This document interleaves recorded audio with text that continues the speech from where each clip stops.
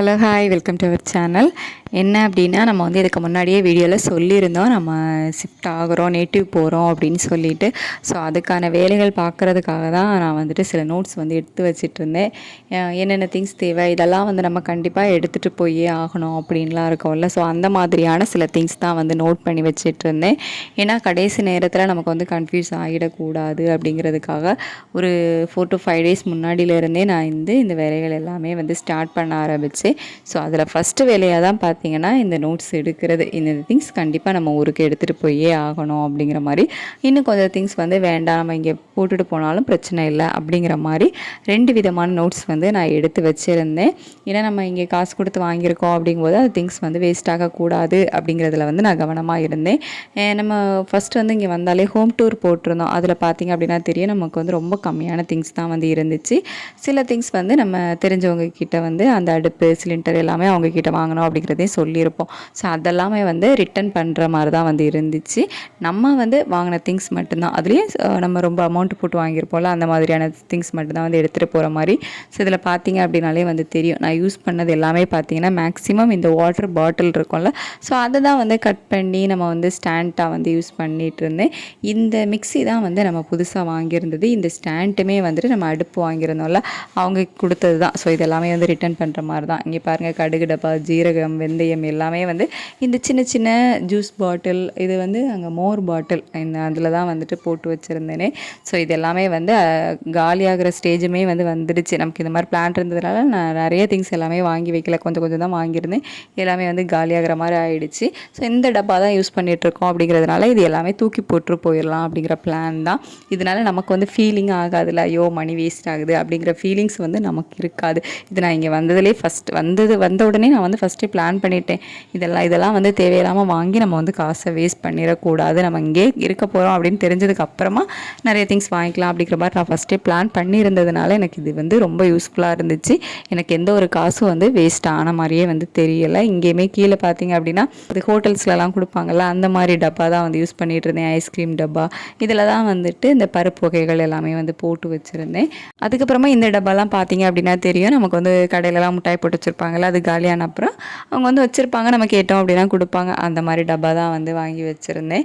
எல்லாமே வந்துட்டு நம்ம திங்ஸு ஆல்மோஸ்ட் காலியாகிற அளவுக்கு ஆகிடுச்சு அப்படிங்கிறதுனால எல்லாமே வந்து தூக்கி போட்டு போகிற மாதிரி தான் வந்துட்டு பண்ணி வச்சுருக்கேன். ஒரு வாரம் இன்னும் டைம் இருக்குது அப்படிங்கிறதுனால ஒரு வாரத்துக்கு தேவையான காய்கறிகளும் நம்ம ஜியோ மார்ட்டில் வந்து ஆர்டர் போட்டு வாங்கி வச்சிட்டோம். ஸோ ஒரு வாரத்துக்கு இது எல்லாமே வந்து கரெக்டாக இருக்கும். இந்த பாத்திரம் பார்த்திங்க அப்படின்னா ரொம்ப கம்மியான அளவு பாத்திரம் தான் வந்து நம்ம யூஸ் பண்ணிகிட்டு இருந்தோம். எக்ஸ்ட்ரா பாத்திரம் அந்த மாதிரி எதுவுமே வந்து கிடையாது. இந்த பார்த்தீங்களா, ஸோ இந்த மாதிரி கொஞ்சமாக தான் பாத்திரம், இன்னும் கொஞ்சம் இருக்கு இவ்வளோவான்னு கேட்காதீங்க, சமைச்சு வச்சுருக்கேன், அதெல்லாம் வந்து எடுத்து தனியாக வச்சுருக்கேன். அந்த மாதிரி பாத்திரங்கள் தான். நம்ம ஊர்லேருந்து கொஞ்சமாக பாத்திரம், குக்கர் இதை எடுத்துகிட்டு வந்திருந்தோம், தவா எல்லாமே. அது போக இந்த கொஞ்சம் பெருசாக இருக்கிற பாத்திரம் வந்துட்டு இங்கே நம்ம வாங்கியிருந்தது தான்.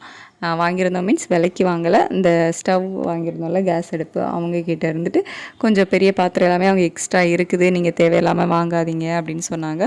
சரி அப்படின்னு சொல்லிட்டு அவங்கக்கிட்ட இருந்து கொஞ்சம் தேவையான திங்ஸ் எடுத்திருந்தோம், அது எல்லாமே ரிட்டர்ன் பண்ணிடலாம். ப்ரெஷ்ஷு பேஸ்ட் இது வைக்கிறதுக்குமே அந்த வாட்டர் பாட்டிலை கட் பண்ணி அதை தான் யூஸ் பண்ணிகிட்டு இருந்தேன். அதுக்கப்புறமா அந்த ஜூஸ் டப்பாவாக்கும் அந்த இது இருக்கிறது, அதையுமே கட் பண்ணி ஸ்டாண்டாக வந்து யூஸ் பண்ண ஆரம்பித்தாச்சு. இவ்வளோ தான் வந்து நம்ம கிச்சன். இதில் வந்து எக்ஸ்ட்ரா வேறு திங்ஸ் எதுவுமே வந்து கிடையாது. கண்டிப்பாக நீங்களுமே வந்து இந்த மாதிரி ட்ரை பண்ணி பார்க்கலாம். வெளியூர் போகிறீங்க, புதுசாக போகிறீங்க அப்படிங்கும்போது நீங்கள் கன்ஃபார்மாக ஃபுல்லாக அங்கே தான் இருப்பீங்க அப்படின்னா வந்து திங்ஸ் வந்து வாங்கிக்கோங்க.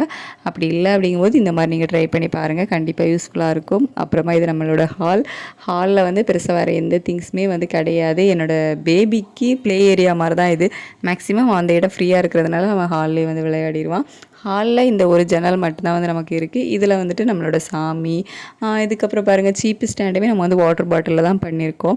அது கூட பரவாயில்ல. ஊண்டியல் கூட நான் வந்து ஒரு ஜூஸ் டப்பாவில் தான் வந்து பண்ணியிருந்தேன்.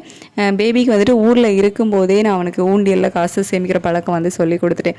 அங்கே போய் டச் விட்டுறக்கூடாது அப்படின்னு சொல்லிவிட்டு இந்த மாதிரி ஜூஸ் டப்பாவில் வந்து மேலே ஹோல் போட்டு அதை வந்து ஊண்டியலாக அவனுக்கு யூஸ் பண்ணதுக்கு கொடுத்துட்டேன். இந்த மாதிரி எந்த ஒரு விஷயத்துலையுமே நான் வந்து காசு வேஸ்ட் பண்ணிடக்கூடாது அப்படிங்கிறதுல ரொம்ப தெளிவாக இருந்தேன். ஊண்டியல் வந்து ஒரு 20 ரூபா வரும், அது கூட வேண்டாம் அப்படின்னு சொல்லிட்டு இந்த மாதிரி சின்ன டப்பாவே வந்து யூஸ் பண்ணிட்டேன். ஆனால் ஒன்று என்னென்னா, நம்ம ஒரு 6 மாதம் 7 மாதம் இருந்திருக்கோம், இந்த ஊண்டியல் வந்து இன்னும் நிரம்பவே இல்லை. அதுக்கப்புறம் இது என்னோடய பொட்டு ஸ்லைடெல்லாம் போட்டு வைக்கிறதுக்கு அதுவுமே ஐஸ்கிரீம் டப்பா வந்து யூஸ் பண்ணியாச்சு. இவ்வளோ தான் வந்துட்டு நம்ம ஹால். வேறு எதுவும் வந்துட்டு பெருசாக நம்ம திங்ஸ் வாங்காததுனால இவ்வளோ தான் வந்துட்டு. அப்புறமா இது வந்து பார்த்திங்கன்னா பெட்ரூம்.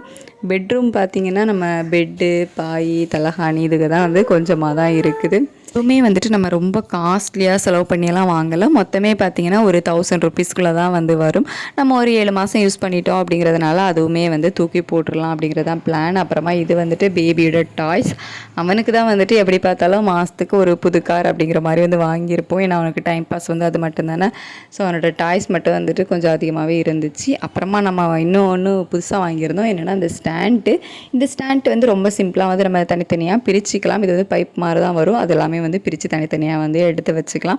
அந்த ஸ்டாண்டை வந்து எடுத்துகிட்டு போகிற மாதிரி தான் வந்து பிளான். அதை நம்ம பிரிச்சிட்டோம் அப்படின்னா அவ்வளோ பெருசாக வராது. நான் உங்களுக்கு ஃபைனலாக நம்ம பண்ணும்போது வந்து காட்டுறேன். அதுக்கப்புறமா அந்த பக்கம் இருக்கிற ஸ்டூல் வந்து நம்மது கிடையாது, இங்கே பக்கத்தில் உள்ளவங்களோடது. இங்கே ஒன்று மேலே ஏறி வைக்கிறதுக்காக அந்த ஸ்டூல் வந்து வாங்கியிருந்தேன். அதை நம்ம வந்து ரிட்டர்ன் பண்ணிவிடுவோம். அப்புறமா நம்மளோட கேமரா ஸ்டாண்டு அதை வந்து நம்ம எடுத்துகிட்டு போயிடுவோம். அதெல்லாம் விட்டுட்டு போகிறது வந்து கிடையாது.